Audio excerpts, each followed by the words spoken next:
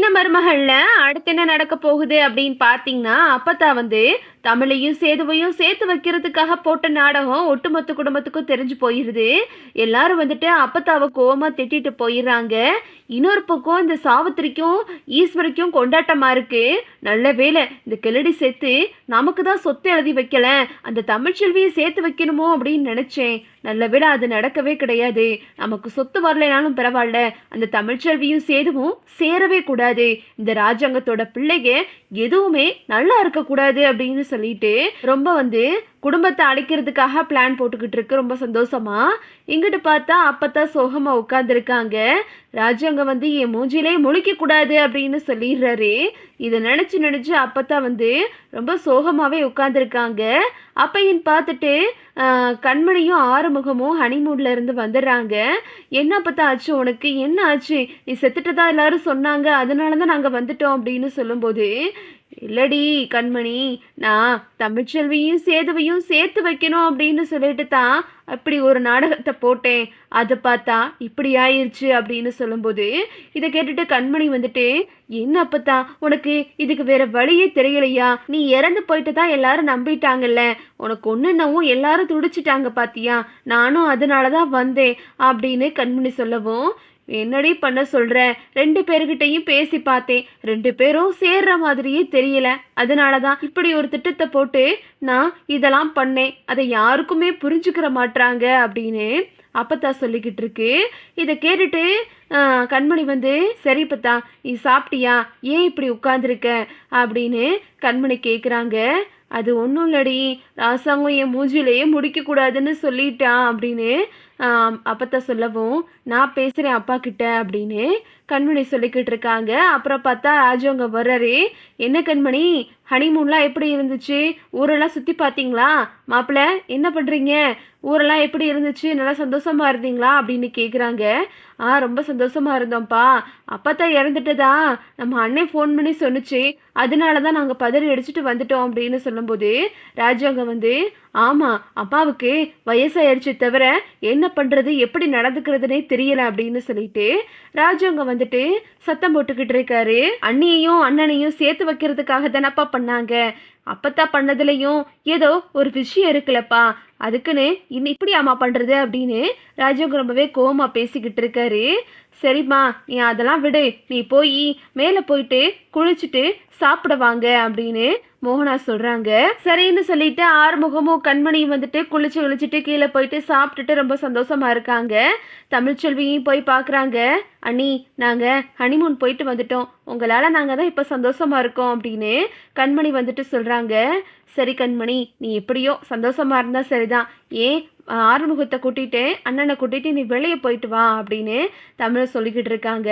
சரிங்க நீ அப்படின்னு சொல்லிட்டு இங்கே வந்து கண்மணியும் ஆறுமுகமும் சேர்ந்து காரில் கோயிலுக்கு போயிட்டு திரும்பவும் வீட்டுக்கு வந்து வெளியே உட்காந்துருக்காங்க. 2 பேரும் ரொம்பவே சந்தோஷமாக பேசிக்கிட்டு இருக்காங்க. இதை வந்து இந்த ஈஸ்வரி பார்த்துட்டு, தமிழ்ச்செல்வியும் சேதுவையும் சேர்த்து வைக்கக்கூடாது அப்படின்றதுக்காக நம்ம பல பிளானை போட்டுட்டோம், அடுத்ததான் இந்த கண்மணி தான், இவளை என்னைக்குமே ஒரு அடுத்த வாரிசை பெற்று கொடுத்துடவே கூடாது இந்த குடும்பத்துக்கு, இந்த ராஜாங்கத்தோட பிள்ளை எதுவுமே உருப்படியாக இருக்கக்கூடாது அப்படின்னு இந்த ஈஸ்வரி திட்டம் போட்டுக்கிட்டு இருக்கு. அப்புறம் பார்த்தா கண்மணி வந்து வெளியே உட்காந்துருக்கும் போது இந்த ஈஸ்வரி வந்து கண்மணியை பார்த்து முறைச்சிக்கிட்டே இருக்கு. ஆறுமுகம் வந்து ஈஸ்வரியை பார்க்குறாரு. ஏன் இவங்க கண்மணியை பார்த்து இந்தளவு முறைக்கிறாங்க அப்படின்னு சொல்லிட்டு ஆறுமுகமும் பார்த்துக்கிட்டே இருக்காரு. அப்புறம் பார்த்தா நைட் ஆயிருது. கண்மணி வந்து ஹாலில் உட்காந்துருக்காங்க. ஆறுமுகம் வந்து வெளியே எங்கேயோ போயிருக்காரு. அந்த நேரம் பார்த்துட்டு இந்த ஈஸ்வரி வந்துட்டு, இதுதான் சரியான நேரம், இவ நமக்கு சேர வேண்டிய காசு பணம் எதையுமே வந்துட்டு சேர விடாம பண்ணிட்டா, இந்த டிரைவர் பையில வேற கல்யாணம் பண்ணிட்டு வந்துட்டு எல்லாமே இவளால எல்லாம் சொதப்பி போச்சு, இவ மட்டும் இந்த டிரைவரை காதலிக்காம இருந்திருந்தா அப்படின்னா இந்த கல்யாணம் நல்லபடியா நடந்திருக்கும் அப்படின்னு ஈஸ்வரி வந்து கிச்சனுக்கு போயிட்டு அங்க பாலை காய்ச்சிட்டு அந்த பாலில் வந்து கருத்தடை மாத்திரையை கலந்துட்டு, இதை இவ குடிச்சானா இவளுக்கு என்னைக்குமே வந்து கர்ப்பம் தரிக்காது, இந்த மாத்திரையை தொடர்ந்து இவளுக்கு ஒரு 3 நாள் கொடுத்தா போதும், இவளுக்கு எப்பவுமே குழந்தை பிறக்காது அப்படின்னு சொல்லிட்டு இந்த ஈஸ்வரி வந்து தடவை அந்த பாலில் வந்து மாத்திரையை கலந்து, என்ன கண்மணி ஆளே ரொம்ப டயர்டாக இருக்க, இந்தா குடி அப்படின்னு சொல்லிட்டு பக்கத்தில் போய் உட்காருது. கண்மணிக்கு ஒரு சந்தேகம்.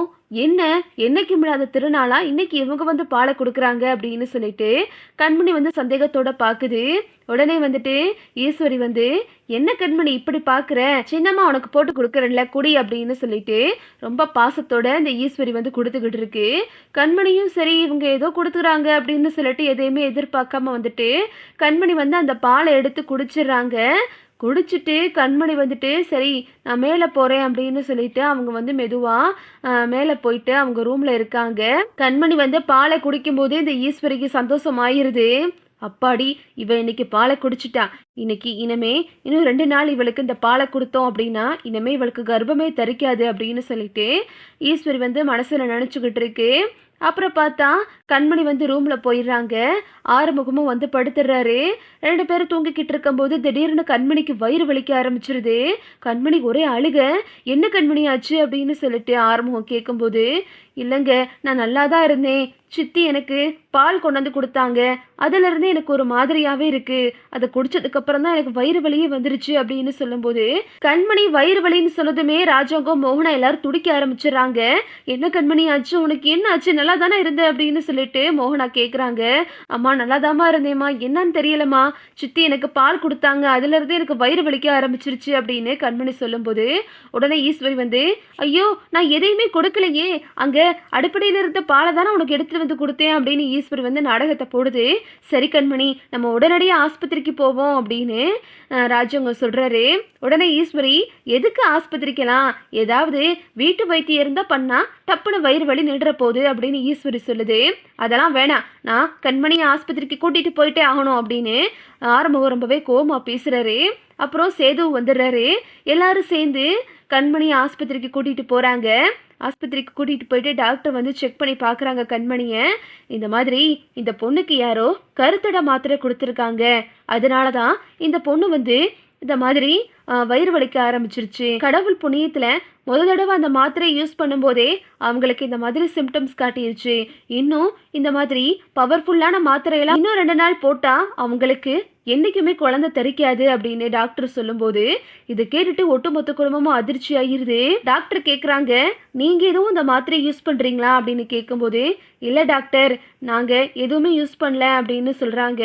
அப்புறம் எப்படி இந்த மாத்திரையை நீங்கள் சாப்பிட்டீங்க அப்படின்னு டாக்டர் கேட்குறாங்க. தெரியல டாக்டர், ஒருவேளை இவங்க காலுக்கு போடுற மாத்திரை கால் குணமாகணும் அப்படின்றதுக்காக போடுற மாத்திரை மாறி இருக்கலாம் அப்படின்னு சொல்லும்போது சரி கொஞ்சம் கவனமாக இருங்க அப்படின்னு டாக்டர் வந்து கண்மணி எல்லாத்தையும் அனுப்பி வச்சிடுறாங்க. ஆறுமுகம் வந்து வீட்டுக்கு வேகமாக வர்றாரு. வந்துட்டு ஈஸ்வரியை போட்டு பலார்னு ஒரு கணத்தில் அரைகிறாரு. ஈஸ்வரி வந்து ஷாக் ஆகி நிற்கிது. ராஜாங்கம் வந்து, என்ன ஈஸ்வரி இதெல்லாம் பண்ணி வச்சுருக்க அப்படின்னு சொல்லிட்டு ஈஸ்வரி கிட்ட கேட்குறாரு. ஈஸ்வரி வந்து அதிர்ச்சியாக பார்க்குது. இதுதான் அடுத்தடுத்து நடக்க போகுது. ஓகே விவோஸ், இந்த வீடியோ உங்களுக்கு பிடிச்சிருந்தா லைக் பண்ணுங்கள், ஷேர் பண்ணுங்கள், மறக்காமல் நம்ம சேனலை சப்ஸ்கிரைப் பண்ணிக்கங்க. தேங்க்ஸ் ஃபார் வாட்சிங்.